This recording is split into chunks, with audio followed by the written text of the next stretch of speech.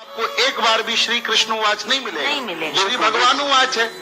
कोई एक शरीर थोड़ी बोल रहा है, वो तो परम तत्व परमात्मा बोल रहा है। जी। और मेरे को कहना ये है कि गीता को बोलने की जरूरत नहीं थी, लेकिन समस्या ये पड़ी कि लोगों को मौन की भाषा समझ में नहीं आ रही थी। अर्जुन के सामने तो भगवान कृष्ण को मुखर युद्ध के मैदान में इसलिए होना पड़ा, वैसे तो कृष्ण चाहे तो पूरी सृष्टि पर पलट करके रख दें।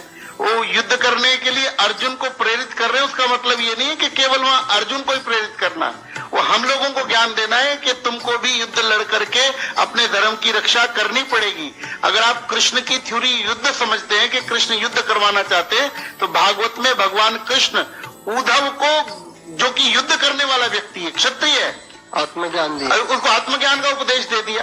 और आप इसको और समझे कि गीता के जितने भी प्रवक्ता हैं वो सब नीचे बैठे हैं और श्रोता ऊपर बैठे हैं। चाहे वो संजय हो, चाहे हनुमान जी हो, कोई भी आप देख लीजिए, अर्जुन ऊपर बैठा और कृष्ण नीचे बैठे, उधर धृतराष्ट्र ऊपर बैठा और संजय नीचे बैठे हैं, कृष्ण नीचे बैठे, हनुमान जी ऊपर बैठे हैं। इसका सीधा सा मतलब ये है कि गीता को अगर समझना है तो अपने लेवल से ऊपर उठ करके ही समझा जा सकता है।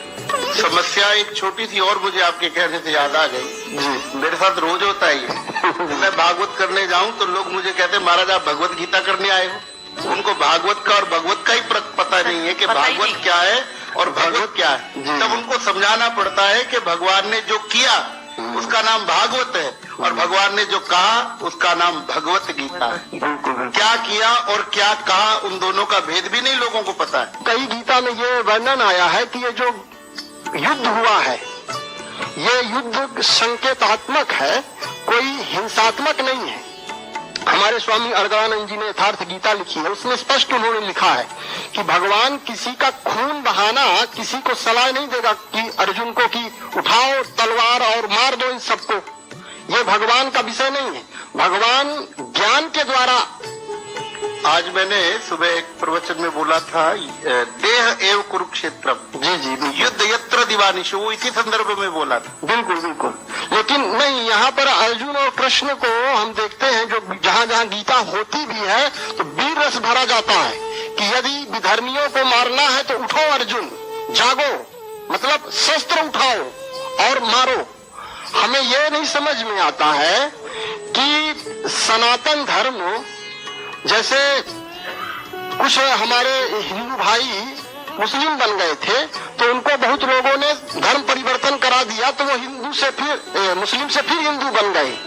लेकिन किसी के अंदर यदि क्रोध है तो क्रोध का धर्म परिवर्तन कैसे होगा?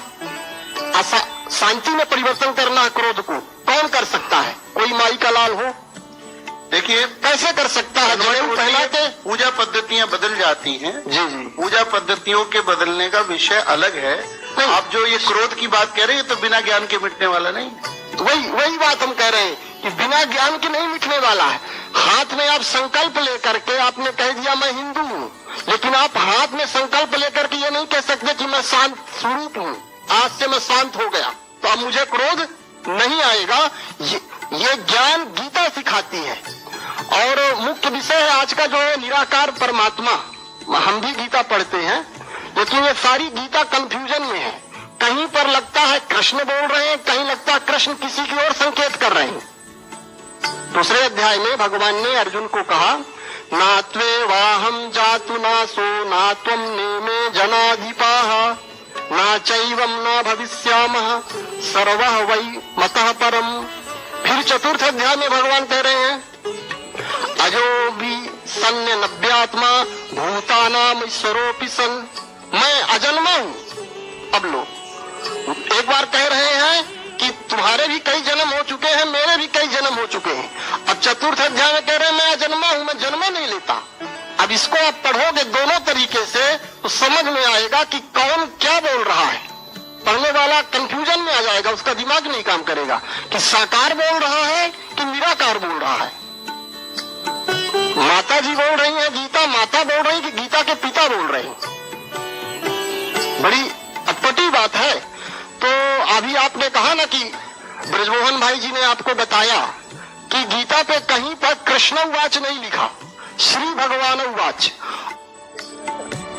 भगवान ने चौथे अध्याय में जब पूछा गया कि आप ये उत्तम रहस्यपूर्ण योग पहली बार कह रहे हो या पहले भी किसी को कहा है।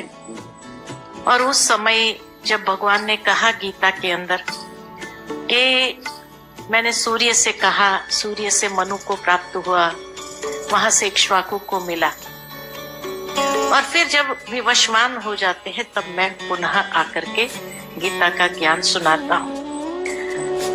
जब अध्ययन कर रहे थे तो यही आया कि क्या सूर्य को गीता के ज्ञान की आवश्यकता थी?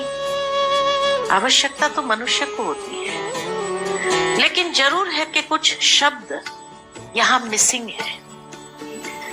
क्योंकि जैसे वो बचपन में खेल कराते हैं कि बच्चों को गोलाकार में खड़ा कर देते हैं, एक के कान में कुछ कहानी कहते हैं, वो उसको दूसरे के कान में सुनानी, तीसरे के कान में, चौथे के कान, जब 10वें के कान तक आती है तो भी परिवर्तित हो जाती है।